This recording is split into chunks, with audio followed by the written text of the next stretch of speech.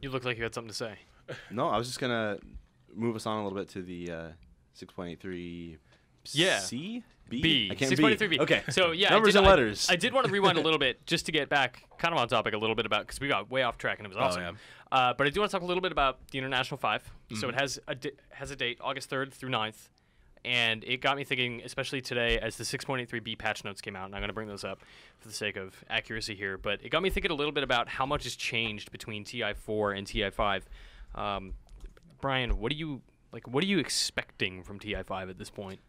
As far as I mean, the meta has shifted significantly. The way Dota is played, it's a different game than it was a year ago, 6 months ago. The death ball. What do you expect? 15, 20-minute games. I mean, is that good? We go to TI5. Are we going to see way longer games across 9 days or 6 days? Yes. The answer is an unequivocal yes. With the amount of money involved and just the way the game is right now. And I'll let you go ahead and expand on this. I feel like I've monopolized all the mic time. No, that's fine. We'll get you back on there again.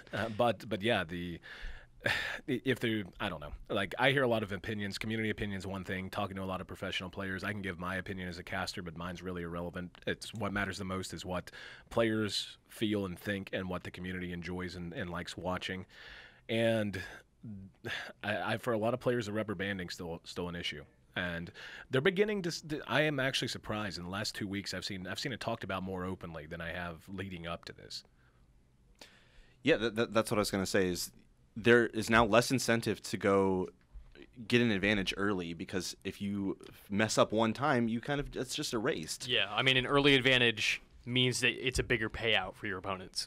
That's kind of terrifying, right? It means it's a little scary. And you see some teams like, like the older Navi, where like Dendy's one of the best playmakers. Like he'll get in your face and he'll outplay you. Like that's dangerous now. Like just that style of them, you can't really succeed as well as you used to be able to in the current meta. Yep. I almost wonder, right, because we're going to see so many more team fights, and the meta is being adjusted accordingly to create longer, more brutal team fights that can happen more often. I mean, we'll go through the patch notes a little bit. It's just a few things that I want to talk about, but like that is going to create so many upsets in TI5, I think, especially if Valve keeps leaning into it the way they have been week after week with these month after month with these patches. I don't know, like in 8 months, what are we looking at? So we're talking about this. Maybe I'm wrong, but it sort of feels like there's a tone around this that this is a bad thing. People at TI4 were pretty unhappy with those 15, 20-minute matches. Well, I mean, one's as bad as the other, in my opinion. Yeah. And, and I've even spoken to you guys, before we came in this room last time we were together. I do notice that people that I used to know that work in the industry, not in esports directly, and as a matter of fact, most people in esports that were huge Dota hounds last year are beginning to not want to play the game as much. Like I'm having problems finding people to play Dota with me anymore. Like, and that goes all the way. Oh, we got you, man. Hey, we're here for you. Good to know. And I think that has a lot to do with it. Like whenever the opinions I trust the most are my best friends from back home, and it's it's an interesting situation. I play with them. Like one of them is a legitimate doctor. Like he goes and saves people's lives in an ER and at a hospital, and comes home and flames people on Dota with me. Does he play support? I play support, yes. Okay. Yeah. Well, actually, he and I are the support tandem. He never plays healers. But yeah, like there's him, and then a few other people, from way back when. And I know that when they talk to me, they're not talking and repeating a cultural thing, because they honestly aren't that into the culture. They only really got into Dota. They're so removed from it. They got into it because of me. Like I'm just their friend, and they thought it was really cool what I did for a living. So, and really supportive, awesome guys. By the way, if you see this, you're awesome. Rob, Cook, Dig, and Pop. Anyway, shoutouts are fine. Hey, I'll do what I do. But anyway, like whenever I talk to them, they just the early game doesn't matter as much anymore.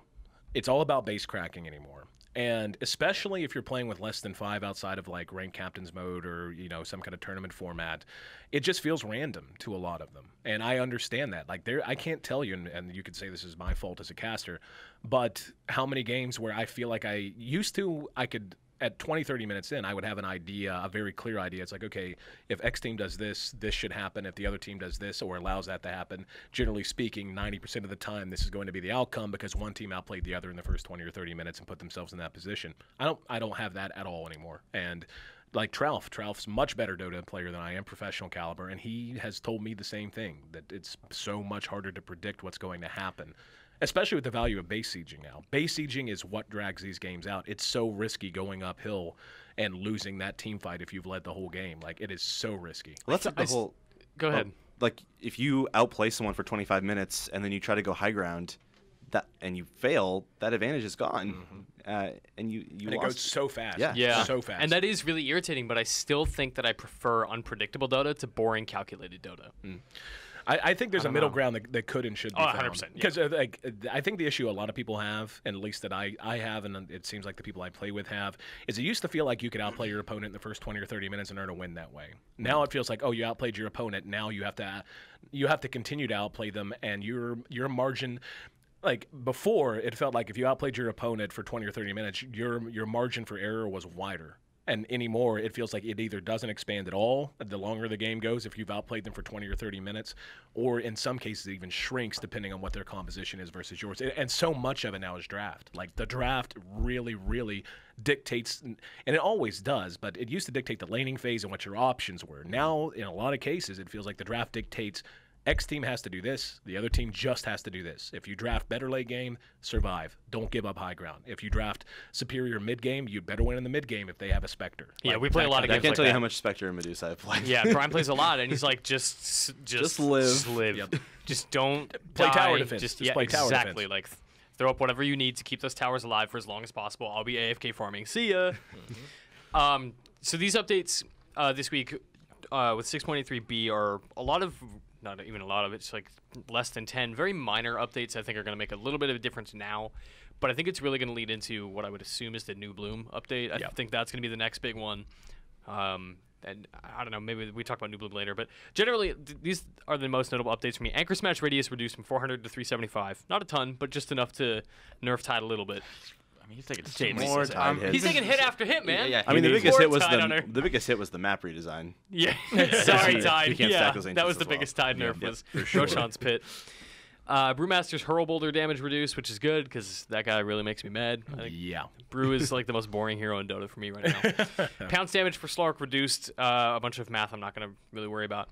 Juggernaut's base armor reduced by 1. Thank you, because that dude is getting way too much play right now. Omni slash cast range reduced from 450 to 350. The Trouf update, by the way. I don't know if you listen to D2L. Trouf complained constantly that people weren't building Blink on Jug, and now you reduce Omni slash cast range. That's a Trouf update, telling you. Yeah, That's a good point. I mean, he generally does build like phase boots, drum, Sanjin Yasha, Yeah, something like that, all so he can mobility. get up fast. But still, that Mask of doesn't- Madness early was catching on a lot. I've It's heard that huge. recently. Is it Huge so you right get now. hits in during Omni Slash? Yes. Yep. During Omni Slash, you get all the right clicks. With Mask of Madness, you get twice as much. Mm-hmm. A level 16 Jug can get like 800 to 1,000 damage extra just for right clicks during Omni Slash. It's nuts. It's unfair. Like he's sort of broken right now. He's so strong. So you think we're gonna see Blink on Jug? No, I mean you can build him however you want, but like that's like Blink on Jug. I feel like Juggernaut needs these nerfs, like you said. The armor hit he really needed. Blink it's kind of a delay item that'll still allow him to come online. But now with Omni Slash, it seems like such a small change, and it is. But especially at a very high level of play, 100 100 range units is a lot. Yeah, it's a lot to close the distance, to be in the right position, and not get stunned, and not have someone react to you. And it makes Blink. It makes the choice to go something like you said, a build like Mask of Madness, SNY, whatever else, a little bit more risky, because for a while. I shouldn't say for a while. I mean, it's always kind of been there. Blink Jug has been a thing for a while. But it's like, oh, you go Blink Jug, now you're going to play kind of a ganker style. You can still farm if you want, but you're going to be much more active, much more attack-oriented. You can initiate behind towers much easier because now you can Blink, you can Omni Slash, you can spin, and you're causing all kinds of trouble behind the tower while the rest of your team follows and dives the tower. So, but yeah, I like that. I like the fact that now you're a little bit... You need that Blink a little bit more, so it's more of a hard decision to make how early or if at all you're going to get a Blink instead of going straight up right-click build. Magic Missile cooldown went way up. Level 1 is 13 seconds now as opposed to 10, and then it scales down per level, which is good. I feel like, she was getting Vengeful Spirit, that is, was getting way too much, way too early. Well, the issue was in the laning phase in particular, at least that I saw, is you would have these situations where Venge would gank, she'd come out of the jungle, she'd roam. She would land, you would have a side that was pushed up a little bit too far. She'd land a Magic Missile to start the fight, then they'd run, and Magic Missile always seemed to be just off cooldown right before they got to their tower. So it's like that 3 seconds, it doesn't sound like much. And in the grand scheme, it's not going to change the entire complexion of late-game team fights, but in the laning phase, and especially her as a mover, as moving across the map, now she's a little more in line with what you expect. Chronosphere mana cost is increased from 150, 175, 200 to 150, 225, 300, which Late game, come level 16, I think 300 mana versus 200 mana isn't a ton, but I think it will hopefully reduce the amount of yellow spheres you see. Yep. People, just diving in and throwing them up. Making it more mana, increasing the cost makes it more valuable. I also haven't played Void in a while, but I'm not sure what his mana is usually sitting at by the time he grabs a refresher, if that happens. Does that make this not... Yeah, by the time you get a refresher up, mana's not that big of an issue, especially if you have a support with arc boots and you're on top of that. But yeah, I think you're more onto the point. Is Void is a hero that he wants to farm, he wants to gank, he wants to be active. And, you don't see him run in the one position that often anymore. Usually it's an offlane kind of a thing, and it's all about map sustain. Can you go YOLO sphere, get a kill, and then what do you have to do? Can you then just fall back farm while your mana regens and know that you've got it back up as soon as the cooldown's off, or is it now okay, I use that, now I have a choice. Do I go back to base? Do I have to go? In arc boots, obviously, and items like Soul Ring, you can always be like, oh, if it's a problem, just build a Soul Ring. 800 gold, Soul Ring's kind of a good item. But yeah, I think it makes, and again, a lot of balances in Dota in general, but especially this patch, and I just read over them right before coming here. Whenever I look at them, it's okay, you're making decisions a little more hard. You're not necessarily limiting what a hero's capabilities are. You're just saying, okay, you can do this, but maybe you can't do that right after. And that's usually very, very tight balance. Yeah, and these notes came out today as we record this, yesterday as we record this, earlier in the week, January 13th. And there's no real theme here. There's not a ton of major shifts, but I wonder if it is kind of pointing toward a bigger update come New Bloom time. I don't know. What do you expect out of that next major patch? Hard to call. New Bloom and all of this ties into the value of China right now to Valve and Dota 2 in general. The amount of money that's coming out of China for cosmetics is ridiculous. So New Bloom's going to be a thing, I would imagine, quite a big thing, probably even bigger than it was last year, because that is a demographic that Valve has a ton of room to grow in. Last year was big. There were sets for tons of new heroes, and the Year Beast. The first Arcana was last year at New Bloom, right? Was? No. First Arcana was Lena. Yeah, first Arcana was Lena, then it was what's her name? Legion Commander. Oh yeah. Then Terrorblade, then this awful PA Arcana event. Don't forget about Shadow Fiend. Oh yeah, and Techies. Techies had an Arcana. Oh yeah, whatever. Who cares? Who cares? One interesting thing I want to point out that the respawn time scale.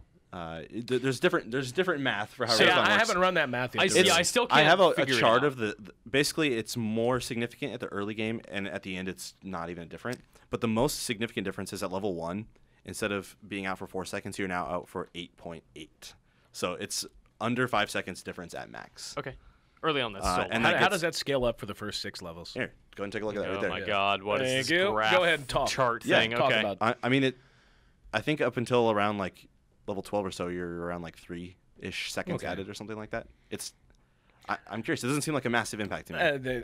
The only thing that comes to mind immediately, and like you said, I don't know, nothing jumps out immediately outside of jungle suiciders who go into the jungle and intentionally build towards an item, and they suicide at level 3 intentionally, they spend all their gold, suicide, then they can regen, then walk back into the jungle. But how big an impact's that gonna have? I don't know. Right. Yeah, 5 seconds less in a jungle is whatever. Yeah, exactly. The respawn I'm concerned with is when you get necro ulted. And then you lose your lane. Oh, man. That is getting increasingly out of control for us. Really. We played against a couple necros, and it's early on, especially at level 6, getting necro ulted, you were out for so long. It seems excessive. Yeah, it's a bit much. Oh, man. Well, the hero's just so damn strong, and especially in an aggressive trial lane, it's beefy, where you basically just say, okay, we're just going to put 2 beefy supports with a necro, and you better kill us, or you're going to die to Heartstopper aura. If I play a Spectre and I see that, I'm well, GG. Goodbye. Yeah. Man, let's just start running a necro support in lane Spectre with you. We need to play easy. Every time I lose against heroes like that, who I never play necro, by the way, or Slark. You don't play anybody who's not named Spectre. That's true. Slark's so good. Slark is so good. You've got to play so Slark, fun. dude. I've never played him. I most recently started playing Queen of Pain mid. Pretty, she used to be there, and I don't know. I just haven't played her much, and I'm honestly started playing her because she has those new wings, and I just wanted to see what they're They like. look awesome. Also, she's amazing right now. She's just fun. Yeah. I like her blink range is so huge now that you can just close any gap. You're you're across the river. Goodbye. Free rune control. Every single rune. Yep.